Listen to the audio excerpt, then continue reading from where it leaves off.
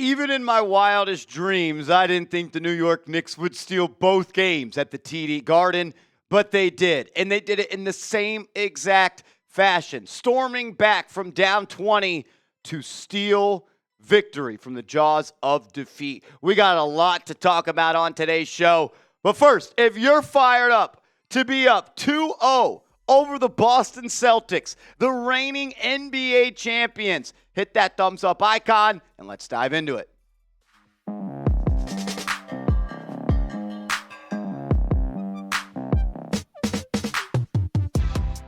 You're watching Knicks Now by Chat Sports. I am your host, Marshall Green. Appreciate everybody for being here. I have really no words following that win, and I'm going to try to find the best words to say to put color into the picture that the New York Knicks have painted through two games as they are up 2-0 over the Boston Celtics. They win game 2, 91-90, and it was the same song and the same dance. They dug themselves in an early hole, but then the grittiness, the heart, the toughness, and the will to win shined through for this team. Before I get into my biggest takeaways, I think overall I'll just say this. This is the best thing you could have ever saw from the New York Knicks in the first two games. You could have not asked for a better outcome. I'm not going to say games because the Knicks can play a lot better than they have in the first two games. But the best news yet when it comes to the outcome and having an opportunity to be 2 games away from getting to the conference finals for the first time in 25 years with Game 3 and Game 4 being at Madison Square Garden. Let's start with this, though, and I want everyone to understand that this series is not over. It's not the first to 1 win or the first to 2 wins or the first to 3 wins. It is the first to 4 wins. And we've seen this Boston Celtics team a couple of years ago, maybe a couple of different players, but led by Jayson Tatum and Jaylen Brown, where they went down 3-0 to the Miami Heat. And then they won 3 games in a row, and they forced a Game 7, and the Miami Heat ended up winning that ball game. So as happy as we are and as excited as we all should be and are, this series is not over. And the Knicks, I'm not going to say Game 3 is a must-win game, but it is a must-win to get at least one. Like, it is absolutely needed to win one of those games. Because if you go back to TD Garden, tied up at 2 apiece with Game 5 on their home floor, you're dancing with the devil, and you are walking a scary, scary path. Find a way to win Game 3 or 4. And if you just want to flex your muscles, win both. And let's sweep them. And let's show everybody that we are the best team in the Eastern Conference. Like, job's not finished. Shout out to the great Kobe Bryant. Rest in peace. This quote rings so true for me this morning. Job's not finished. What are you smiling about? I don't know. Job's not finished. What's there to be excited about? Still 2 more games to go. And 2 wins against the Boston Celtics are going to be even. These 2 wins are going to be harder to get than what you got in the first 2 games. And you had to come back from 20 points in those ball games. Keep playing like there is no tomorrow. Do not play like your belly is full. Do not feel like you have already done enough, because you haven't. Because it's the first to 4, not to 2. Keep playing with that hunger, that spirit, and that will to do whatever it takes to win. Keep finding a way to win games. Like, I do want to make this clear as well. This team is special, ladies and gentlemen. There is a feeling, an aura, just a overall juice around this team that feels different. Enjoy it, Knicks fans. There's a lot of people that watch this channel that have never seen the Knicks have playoff success. They haven't been to the Eastern Conference Finals since 2000. And I know there are thousands of people that are 24 years and younger that watch this channel and have never seen it. 30-year-olds like myself, I don't really remember them going to the NBA Finals in 99 or the Conference Finals in 2000s. Enjoy it. No team in NBA history, regular season or playoffs, have won back-to-back games on the road where they had to come back from 20-plus points in the second half. It's never been done. Appreciate this. Enjoy it. Things like this don't happen, especially for New York teams. This team is special. I'm not going to say it's a team of destiny, but I'm awfully close to saying it. Let's show some love to the players. Mitchell Robinson. Give me some 23s in the chat. I was someone that wanted the Knicks to trade Mitchell Robinson at the deadline. I've always been a little bit pessimistic with Mitchell Robinson because he is a limited offensive player. He can't make free throws. He is someone that has not been able to really progress through his game in the way that we want him to. But he's the longest tenured Knick. He's been a part of this organization longer than anybody else on this roster. And he deserves all the flowers he can possibly get for the performance he put forth in Game 2.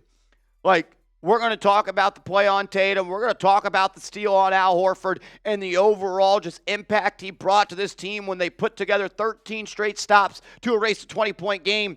And I'm not the biggest fan of plus-minus stats, but it's hard to ignore this one. The highest plus-minus in round 2 of the NBA playoffs. Number 1 in the league is Shai Gilgeous-Alexander. When he is on the floor, his team is outscoring the opponent by 35 points. Mitchell Robinson, off the bench, when he is on the floor, the Knicks are outscoring the Celtics by 32 points.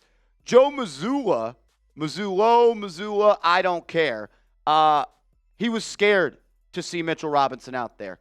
So much so, he was willing to foul their team into the bonus to get Mitchell Robinson off the floor because the impact that he is having is evident. They cannot score when he is on the floor. They cannot attack the basket. And Mitch has showed everybody that he's still got the ability to switch on the wings and be able to hang on the perimeter. Like, this was, in my opinion, the play of the game.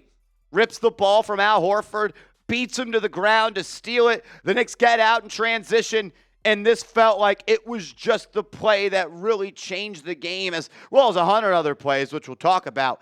But this one, I just thought represented what the New York Knicks and Mitchell Robinson is all about. Finding a way, doing whatever it takes. Major shout out to Mitch. And then what about on the last play of the game? They set a screen on Robinson. He fights under. He switches on to Tatum, stays in front of him on the perimeter, forces him to go left, forces him to score or attempt to score into the teeth of the defense with OG Anunoby right there and Mikal Bridges on his back. And Mikal Bridges did what he always does, which is make game-winning plays on defense. You do not win this game without Mitchell Robinson. You're not up 2-0 without Mitchell Robinson. Major salute to you, my man. You deserve all the credit in the world. Injuries have tried to derail your career time and time again, and you fought back, you kept with it, and now you're making plays that could potentially put the Knicks in the Eastern Conference Finals. Make sure you are subscribed to the channel. We're going to be live for Game 3, Game 4, and if any other games are necessary. Major shout out to everyone. Over 134,000 people tuned into our live stream for Game 2. I'm expecting a bigger crowd for Game 3, and I don't want you to miss it. The number one place on YouTube to watch a Knicks game with hundreds of thousands of diehard Knicks fans. So subscribe, turn those notifications on, and thank you to everybody for helping us get to 66,000 subscribers. Mikal effing Bridges. A lot of people say, Marshall, you are way too up and down. You are a hypocrite when it comes to Mikal Bridges. I just kind of live by this. Play good, talk good, play bad, talk bad. And I may be a hypocrite, but, man, his play is up and down, and I've never really seen anything like this. At one point during that game, he was 0 for 10 or whatever it was, and he was 3 of 21 through the series. But then in the fourth quarter, he found a way to just get it going when the Knicks needed it most. They were able to trim the lead down to 12. And then Mikal Bridges rattles off 14 points in the fourth, hitting step-back jumper after step-back jumper after tough bucket after tough bucket. 6 clutch buckets that kept the Knicks alive and gave them the belief that they could win this game. 0 points in the first 3 quarters. Didn't make a shot, obviously, but 14 big ones in the fourth quarter. And who are you going to call when you need a stop? We need a game-changing steal, a game-winning steal, a game-sealing block. It's Mikal Bridges. He did it in Game 1 against Jaylen Brown, and then Jayson Tatum thought he was going to win the game, and he didn't. Stopped again by Mikal Bridges with Mitchell Robinson pushing him to the left. Some awesome stuff here from Tommy Beer. Probably the best account on Twitter for the Knicks. Show him some love. Give him a follow. Shout out to Tommy. Super awesome guy. Mikal Bridges has the best differential percentage among all qualified wings in the 2025 playoffs. Opponents are shooting just 38 of 104 against Bridges, which is more than 10% below their average. In fact, there are only 4 non-centers with a differential percentage of minus 1.5% or greater this postseason. 3 of those 4 Knicks are Bridges, OG, and Hart. What Mikal Bridges is actually doing is unbelievable. Man, has it been frustrating this year for him and for fans? Absolutely. Has it been up and has it been down? Absolutely. But, man, if you keep winning games on the defensive side of the ball, you're going to have a lot more fans than you ever thought you did. Major shout-out to 25 and major shout-out to OG and Anunoby as well. These 2 wings are changing the way the Knicks play basketball. OG didn't have it on offense. I think he only scored 5 points in Game 2. But the Celtics are now shooting 7 of 34, 20.5% through the first 2 games of Knicks Celtics when defended by OG and Anunoby. A lot of people said, why are we paying OG and Anunoby $200 million? It's to stop Jaylen Brown and to stop Jayson Tatum, and that is what the New York Knicks are having OG and Anunoby do. Defense always will win championships. And when the Knicks were trailing 84-68 with under 9 minutes left in the game, the Knicks secured 13 consecutive defensive stops. 13 possessions in a row. Boston did not score. A lot of talk about clutch buckets from Bridges and clutch buckets from Brunson, and we'll talk about captain. But you don't win that game unless you string together 13 straight stops. Like, this is why you make these moves. This is why you give up 5 picks for Mikal Bridges. This is why you give up $200 million and R.J. Barrett and Emmanuel quickly to go get OG and Anunoby. These guys are special, and they're playing at an unreal level, and I hope everybody's appreciating what they're seeing. Got to talk a little bit more about a couple more players, Josh Hart, Deuce, McBride, Jalen Brunson. But first, make sure you're hooked up with our Knicks Now T-shirts. If you're a real one and you bleed orange and blue, go to chatsports.com/realknicks. That's chatsports.com/realknicks. We've got the blue one. We've got the black one. Get your shirts today so you can have them for the remainder of the postseason run. That link will be clickable down in the comments and description of today's show. The Knicks were once again staring at a 20-point deficit late in the third quarter, later than what it was in Game 1. And then Josh Hart hit a corner 3. And then Josh Hart hit a wing 3. And then Deuce McBride drove coast to coast and threw it down. And then Deuce McBride hit a 3. And just when you thought the Knicks were out of it, Josh Hart and Deuce McBride said, hold on, we're going to find a way to get it done. These 2 guys deserve a lot of credit for this Knicks comeback. Josh Hart was playing like his hair was on fire, like he always does. And when the Knicks needed him most, he was able to show up and show out. Deuce McBride, coast-to-coast drive, throwing it down. No one stopping the ball. And then Deuce hits a left wing 3. Like, this game was dead. It was over. And then you get 6 clutch points from Hart. You get 5 clutch points from Deuce McBride. And you started to see the gears starting to run and move. And the juice for the Knicks continuing to pick up. 23 points, 6 rebounds, 3 assists. I think he had 5 rebounds in the fourth quarter, many of them being offensive. And I go back to what Josh Hart told Mitchell Robinson a couple of playoffs ago. I get rebounds that break people. And Josh Hart, he broke the Boston Celtics. 3 of 6 from 3. Like, they dared him to shoot. They wished he'd shoot. And he did. And he made 3 big ones. And he gave the Knicks a win. And as always, game takeaway number 5. I said it in the preview video. I said it after Game 1. I said it before Game 2. And I'm going to continue to say it. Just keep it close. Like, just keep it close. And let Jalen Brunson do what Jalen Brunson does, which is win games in the clutch for his team better than anybody else. Tommy Beer again. Most clutch points this postseason. Jalen Brunson, 41. The next closest is Karl-Anthony Towns with 21. And then Tyrese Halliburton at 18 and Aaron Gordon at 16. Aaron Gordon and Tyrese Halliburton have essentially won their teams multiple games here in the playoffs. 18 plus 16 is 34. There's still 7 points less when it comes to clutch scoring than Jalen Brunson. Also, the Boston Celtics haven't scored as many points in the clutch as a team. As a team that Jalen Brunson has. 14 points for Brunson through 2 games in the clutch. Was he at his best? No. Did he struggle? Absolutely. Did he couldn't find a way, couldn't crack the code? It was arguably one of his worst playoff games as a Knick prior to the fourth quarter.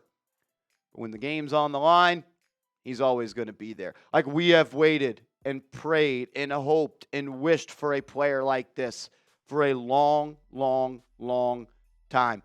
I don't want people to take for granted what Jalen Brunson is doing. He has saved New York Knicks basketball. Appreciate 11, man. He is a special person, a special player, and he put New York City basketball back on the map. As proud as I am of him for what he does in the clutch, which I just expect at this point because that's who he is, the way he has competed his tail off on defense has given the Knicks an opportunity to win these games. Jaylen Brown and Jayson Tatum have tried to match-up hunt Jalen Brunson time and time and time and time again, and it hasn't worked for him. Brown and Tatum are shooting a combined 8 of 23. That's less than 35% from the floor when guarded by Jalen Brunson through the first 2 games of this series. Like, Jalen Brunson is a good team defender.